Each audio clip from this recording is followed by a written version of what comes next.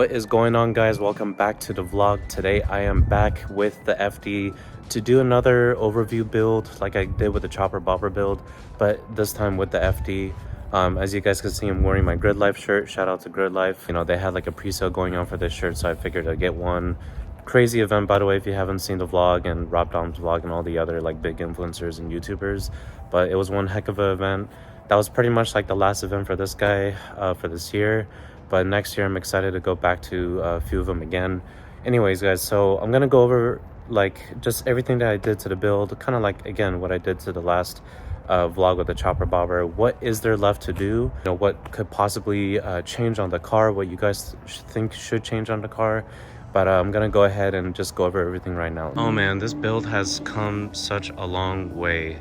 I don't even know where to start, guys. If you guys have been following the build, you guys know, just a quick summary, that this car has been at a stock body phase, a different red, obviously not those wheels or over fenders or anything. It was completely just a stock body car to a complete transformation of a full build.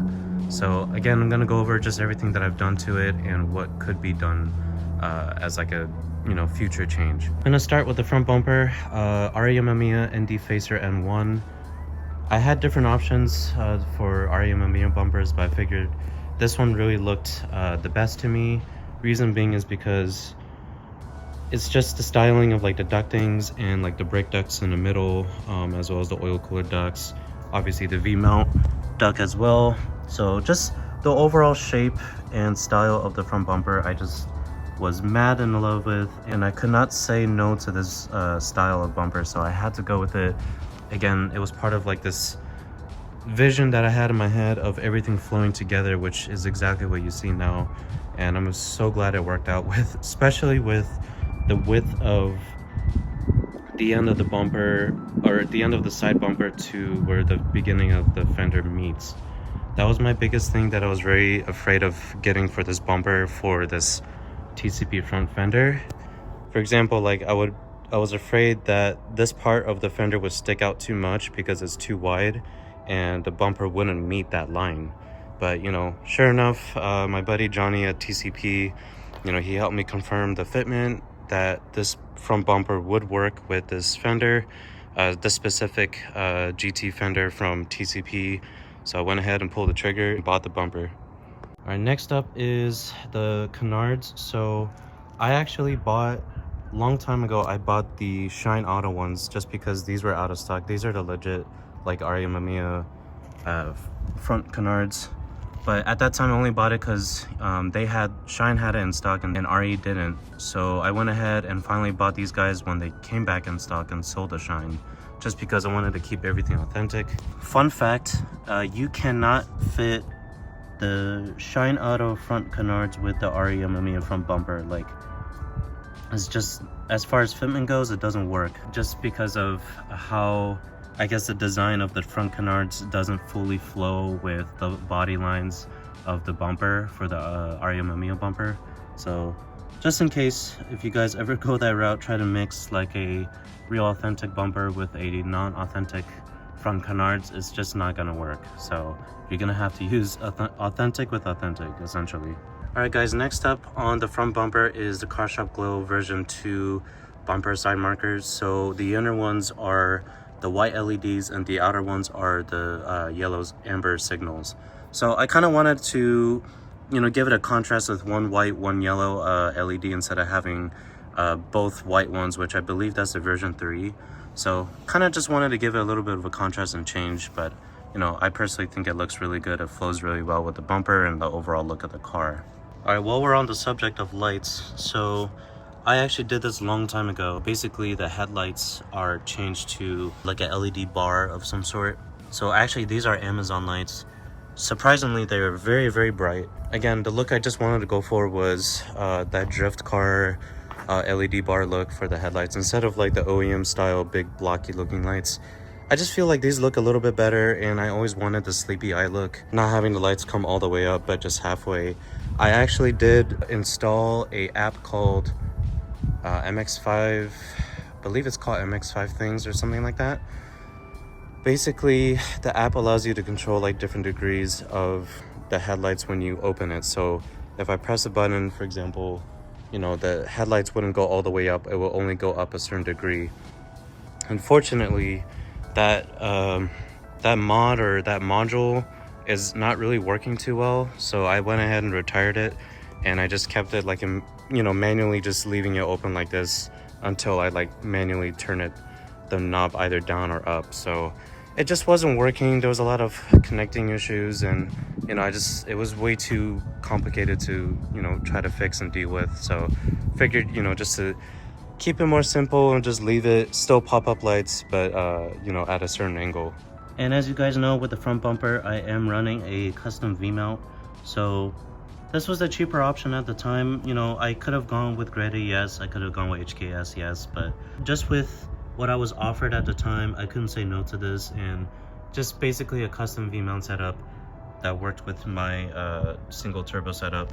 And it was at a really affordable cost. So I figured it would work with the front bumper, because the front bumper would not allow for my front mount intercooler that I had at that time. So I went ahead and ripped that out and just got this set up instead. And you know, both look wise, it looks perfectly fine to me, and cooling / performance wise, it's, you know, the temps are just, you know, flawless. They're always chilling at like 84, 85 degrees on water temp. So yeah, I completely am happy with the custom V-mount setup on this car. Next up is the hood. As you guys have seen this design many times, so this is actually technically a Saibon hood. It is the RE style, like, you know, hood vent design, but at the time, again, I was offered a really good price for this hood, and it looks really good with the overall car. So again, I couldn't say no to it. But it is the Saibon RE style hood that I wish I could have had the carbon vents, you know, still exposed carbon, but at the time when I've actually got this hood used, it was all just painted actually a different type of red. So, you know, it's fine with how it is right now. It looks really clean, but that's probably something that I wouldn't have mind to keep it carbon on the vents. But you know, can't go wrong with everything being color matched too. Alright guys, so one of my favorite things on the part of this car is the front fender. So again, this is a TCP Magic GT style front fender kit, along with the side skirts. So this is, I believe, their most narrow version of the front fender, meaning they have different options that are wider from where the hood line is to like where my finger is. So again, that wouldn't have worked with the bumper, because the RE front bumper only works with a certain width of the TCP Magic, which would be this GT style TCP Magic fender. I'm perfectly fine with it because it's still wide enough and it still looks really good. You know, I was able to just work out like really nicely. So, you know, this works really well with my setup too, just with the side skirts and the rear quarter panel, which I'm gonna get into now. The secret sauce is right behind that, meaning in order to make this flow, there had to have been a lot of custom work between the joints of the Rocket Bunny rear quarter panel to the TCP Magic side skirt. Again, the guys at the body shop at Crown Auto Body did a phenomenal job to make it flow one piece. You couldn't even tell that this is one type of kit and then this is a different type of kit. It looks like it's just all like part of just one, you know, whole piece, which now it looks like it, yes, but this is technically two different kits. So just with the body line, the curvature of the rear quarter with the tire and everything, it just looks so good, guys. Super happy with how, you know, it came out. Flows so well. Knock on wood, there's no issues like cracking or whatnot. You know, it's been holding up. But I just went with this, you know, Rocket Bunny style because it looks wider in my opinion. It looks more aggressive in my opinion. It looks really crazy from the back. Just take a look how wide the car looks. Just with how much like tire is exposed. It just looks absolutely insane with the Rocket Bunny. So ever since Pandem Rocket Bunny released it, I was like, I have to get that kit no matter what. It just looks absolutely insane. And then just to finish off on the rear quarter panel, so I went ahead and put weather stripping or fender stripping on the outside so that it doesn't scratch like, you know, the stock rear quarter panel of the car, just, you know, to protect it. And it actually doesn't look too bad in my opinion. But I also matched it with specific hardware from Pro Bolt USA. So these are M6s. The reason why I went to these instead of like just any normal black M6 hardware is because the black M6 hardware that I got from Amazon was like, you know, rusting out, and I didn't think that it had to be zinc coated.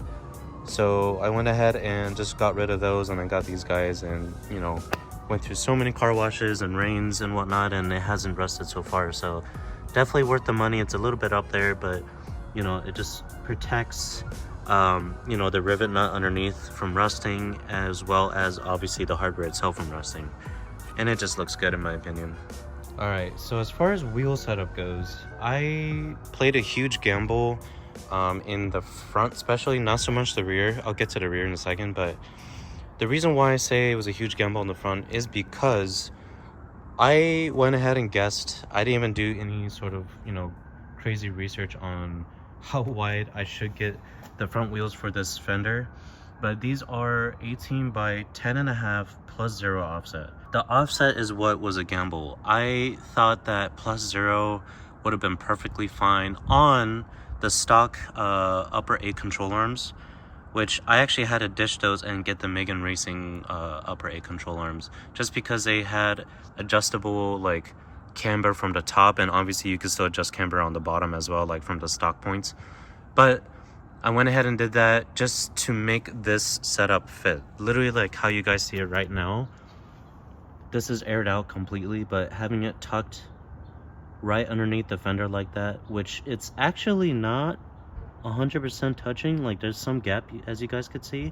And I actually checked when this is aired up, it's not making a crack or anything underneath the fender. So I just got super lucky. It's absolutely insane. But this is right now maxed out on camber, meaning the upper 8 control arm ball joint's like all the way in, so it's allowing this to camber that much. And then of course the stock point to adjust your camber, the lower control arm is all the way out.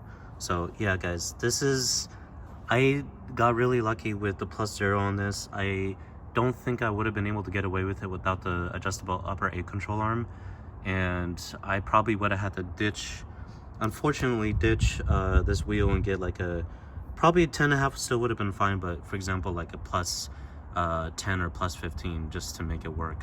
And keep in mind that there is no wheel spacers. Obviously I can't afford it at all, but no wheel spacers, and the tire size is 275 35 18. So again, maxed out as far as fitment goes, but I'm really glad I was able to get away with it and save money instead of having to buy a whole new set of front wheels.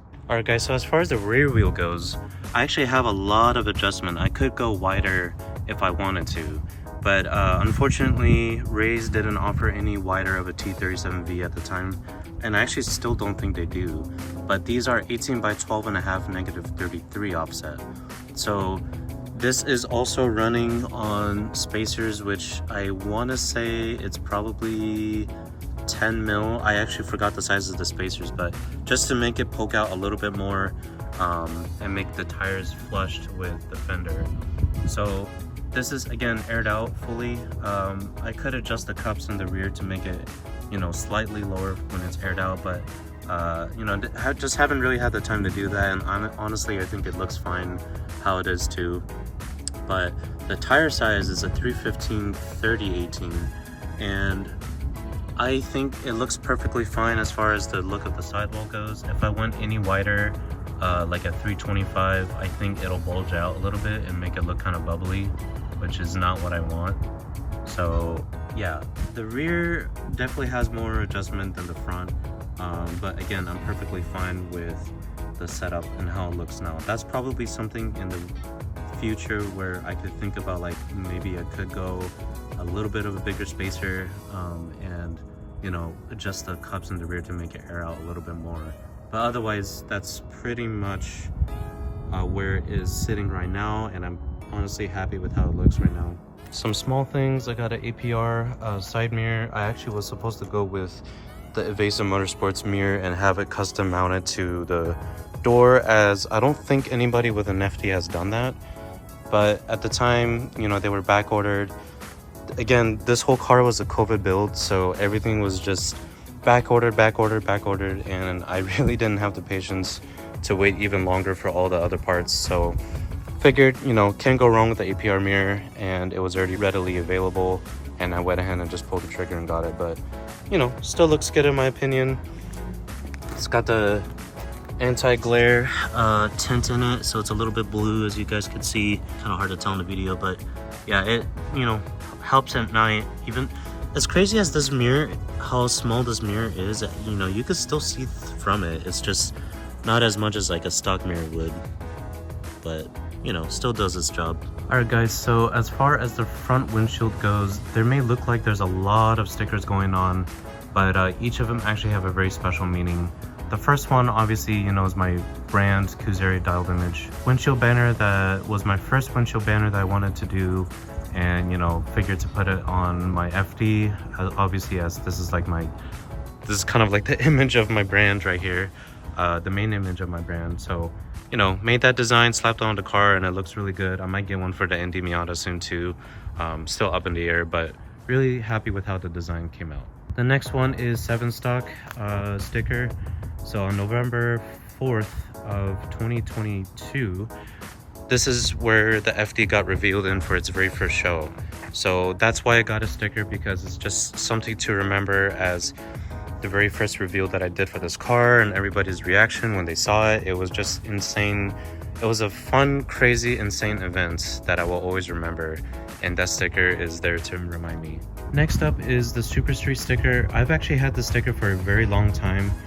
Super Street Garage used to make these stickers. I don't think they make them anymore, but they're trying to bring it back. But that sticker is just to represent that you know, this car has been featured on Super Street, and you know, there was a whole article written on it. Thanks to Matthew, Jofel, and Marvin for just, you know, coordinating everything, and you know, for the invite, of course. So that sticker is just to remind me of that, and you know, forever grateful for that photo shoot and event that happened. So guys are super chill, and hopefully to do more in the future. The KooZairy one is obviously the KooZairy one. This is a very old logo of mine that, you know, I still kept and want to keep, and still am selling in the future, you know, for anybody who wants one. You know, just a really clean OG sticker of mine. Next up is the DK Racing Garage Life sticker. This is something that DK made many years ago, but you know, he had extra laying around, so I figured to keep that OG sticker of his on my car. As if you guys don't know already, the motor is about like 13 years old and was built by DK, by Garage Life, and you know, still running strong, knock on wood. Compression numbers are really good power numbers. So yeah, I'm really happy with how the motor is, and you know, DK did one heck of a job building this car as far as the motor goes. And last but not least, the Toyo Tire sticker. Again, I am sponsored with them, so thank you to Daniel and the rest of the guys for sponsoring me at Toyo Tires. But yeah, this is why I have both the front and rear. And of course, the Socket Bomb Garage sticker. Gil at HHWHH for always inviting me to events and boothing with them. Again, my own Instagram/YouTube handle, and DK's Garage Life sticker. And as far as the brake system goes, I actually had the stock Mazda 4-pot that was in the front, and still the stock rear calipers in the rear. But you know, I went ahead and went with the Socket Bomb Garage Willwood track day kit with a custom Willwood yellow color, just because that's like the, I guess, the second color scheme that I wanted to go with, even though there's no other yellow on the car. But I figured it was a nice contrast to, you know, the red. But it is the Socket Bomb Garage Willwood, you know, Willwood kit, as I mentioned, with the custom rotors that they make, and pairing it with the Willwood caliper, as well as stainless steel brake lines for the front and rear. So stopping power is incredible on this car. It feels really good. The only thing that kind of does suck is when you're trying to bleed the Willwood calipers. I guess like the bleeder nipple on it is just really small, and it sucks to like bleed those. But other than that, like the stopping power on it feels incredible. And the rear, this is also the Socket Bomb Garage rear brake kit. Basically, it utilizes the stock caliper, but you get to keep your e-brake, and the rotors are still made from them as well. So not so much of a difference in the rear. I mean, it does help with the e-brake, retaining the e-brake, but besides that, the main upgrade is just the rotors and the brake lines that are happening for the rear. Otherwise, the main part of the upgrade is in the front. Alright guys, so as far as the rear goes, I am rocking the Battle Arrow chassis mounted wing, the version 3 for the FD. I believe there are other versions where there's a swan neck mounts, but I went ahead and just kept it with this style. I think it looks better in my opinion, and did some custom stainless steel braided lines as the cross member supports. So I also had different end plates from Battle Arrow. I believe they were the boomerang style, the one that kind of like swept down a little bit, but I figured the Time and Textile looked a little bit better with the overall look of the car, so I could always switch back if I wanted to. But yeah, the wing is a really huge part of the rear, as you guys can see. I also am rocking custom taillights from Illuminaesthetic. Shout out to Adam Bao, the owner of Illuminaesthetic, for making me these taillights. They look really nice at night. I actually had them modified to become a little bit brighter, as the ones I had, or like the setting I had before, was a little bit dimmer, so it was a little bit sketch because you couldn't really see them. But especially during the day, if I press on the brake lights, it wasn't as bright. But now they look a lot brighter, and it's a lot safer to run at night or the day. I have a Shine Auto rear diffuser. I forgot honestly the model name of this, but you know, it's just something that I felt looked always really good with the FD, regardless if it was a stock body or wide body. In this case, obviously being a wide body, I had to go with it, and you know, clearing the exhaust and everything, you know, just with a single exit looks really good in my opinion. So I had to rock a carbon fiber version instead of the FRP. I know Shine Auto has different versions to where there's fins in the middle of the diffuser. I personally don't really care for that, so I went ahead and just kept it bare and just kept like the design of the rear diffuser just simple. But yeah, I'm really happy with this design and how it looks, even with like the little side rear spats that comes out with it too. Following in the rear, I also have a Vibrant Performance titanium exhaust that is actually welded just to a 3-inch straight pipe to the turbo. So it's really loud, as you guys know, but it sounds really good in my opinion. So at least there's that.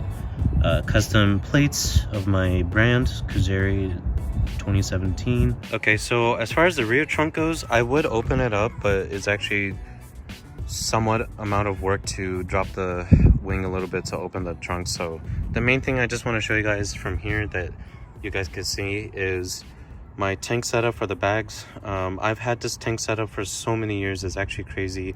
Long story short, it was in an FD in the beginning from my friend's FD RX7 at that time. Then it was on my Subaru. Then from a Subaru back onto an FD. So this thing has come full circle. It's also been powder coated red, like a candy red, so it literally matches like the car, as well as a dual compressor setup. So I have one wired as a backup in case the main one fails. So if the main one fails, then I have one that's like a manual switch that I just like flip on. I could read the pressure either from here or from the Airlift Performance remote gauge that I could see, and just turn it off when it's full. But yeah, looks really good. A lot of people think it's like a nitro setup, which is actually really funny, but no, this is just my air tank setup.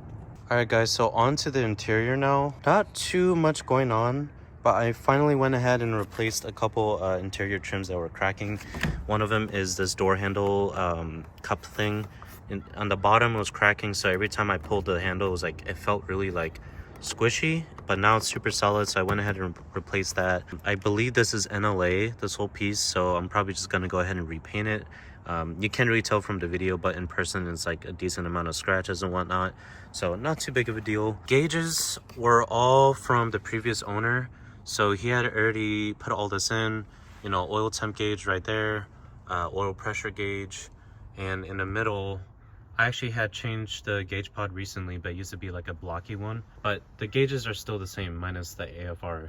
So water temp, battery voltage, and then I just recently replaced the old AEM wideband to an X series wideband, which very crucial if you guys don't know what that gauge does, but it's very crucial for rotary motors as well as any sort of turbo car. Boost gauge right in the middle. Went ahead and also changed to a brand new gauge hood cluster. The old one was cracked, so thankfully they had one left in LA, and I went ahead and grabbed it, shipped it here, and it replaced the entire gauge hood. So the HVAC panel is all brand new. You guys could see literally like a fresh matte black finish on all of it, and as well as the shifter console. So all three pieces here are brand new. The door handle there as well was also cracked, so I went ahead and replaced that.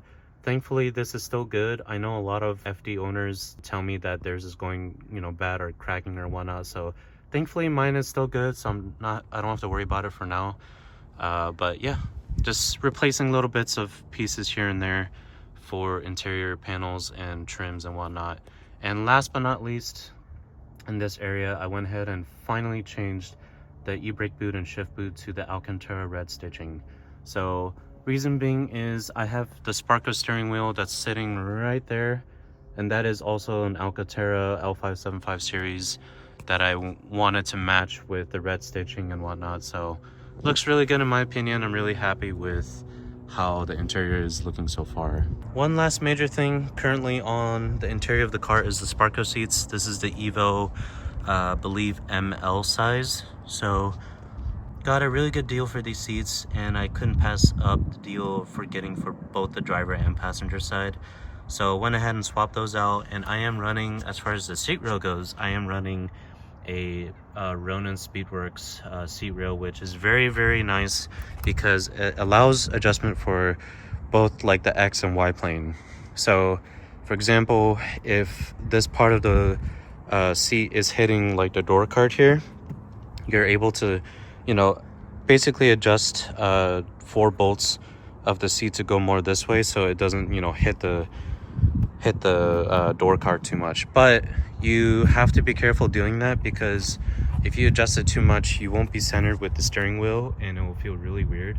So I would only advise to adjust this so minimal until it like either touches it very slightly or doesn't touch it at all. Alright guys, so as far as the last thing in the interior goes, I do have a 4-point roll cage coming from Studio RSR. It's going to actually be paint matched to the same color of the car, so I'm really excited for that to come in. It's been about almost half a year, so I really hope that it comes in soon, as I don't really have much time to work on cars anymore with my new job. That'll be the last major thing. I really do want to sort some of this wiring issue with the battery. That's obviously a huge change I need to do, just to clean it up a bit and make it look not as sketch. But yeah, that at least it's mounted in the rear bins instead of like the front of the car. It's just easier to service and maintain and work with, having it like right behind the seat. So that's probably, and I know you guys are probably gonna say something in the comment section, but don't worry, I am aware of this situation and it will get fixed whenever I have time. Alright guys, so last but not least to the overview part of the build is the engine bay setup. So like I mentioned, I am running a custom V-mount setup for the car. Probably at some point, yes, I might change to like a Greddy or HKS one, but for now this works really well with my setup.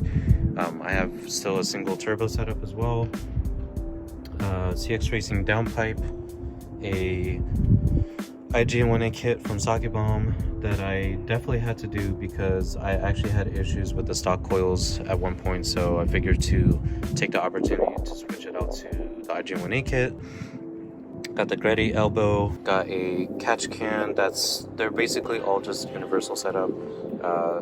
Again, a lot of this was already done from the previous owner, so I didn't really have to touch much as far as the whole engine bay setup goes.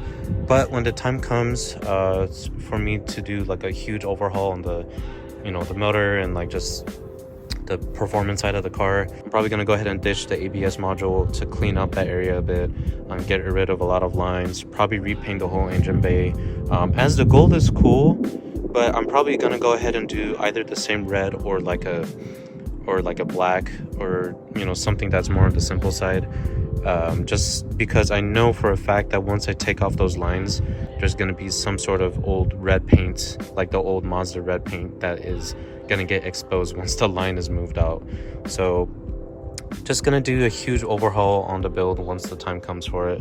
But for now, you know, it does its job, it works, it drives, you know, it's still a good amount of power. The single turbo actually really kicks in pretty well, as I actually did a rebuild on it about, I want to say a little over a year ago.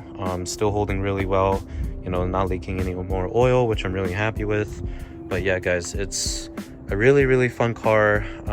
You know, driving wise, I have so much fun with it, and I couldn't be more happy with it on the streets. Alright guys, well that's pretty much it for the overview of the build. If you guys have any questions on, you know, still what I've done to the car or specific things that I've done to the car, please don't hesitate to comment down below and ask your guys' questions or comments or statements or whatnot. Again, if there's any sort of changes you think I should do to it, again, you're more than welcome to comment down below. The only things that I can think of are what I mentioned, which is the battery setup. Yes, it is pretty sketch having exposed, you know, positive lines or positive terminals being exposed like that. I am aware that, you know, it will get changed out once I have the time. As far as the ride height on the rear, I could drop it a little bit with adjusting the cups. Again, when I have time, I'll probably do that, or add a little bit of a thicker spacer, which again I did mention in one of the vlogs what size spacer I went with. I really can't remember on the top of my head whether it was a 10 or 15 or something like that, but I mean, besides that, I really think the build has peaked and it's pretty much, you know, done. There is nothing else I could do to it as far as the roll cage coming up soon, but the overall like look of the car, and probably the last thing would be, again, when the time comes for it, is an overhaul of the engine bay. You know, just making it look cleaner, wire tucking a lot of things. And as far as the motor goes or single turbo setup goes, probably switch out for another turbo and do like a full bridge port this time, as right now this is like a medium sized street port from Pineapple Racing. So again, those are all in the future when I have time to deal with that. Otherwise, I'm enjoying the car for what it is right now and just having fun with it, driving it around town. That's pretty much it for the overview build of the vlog, and as well as the changes I should make to it. But I will catch you guys later, and I will keep you guys updated as always. See ya.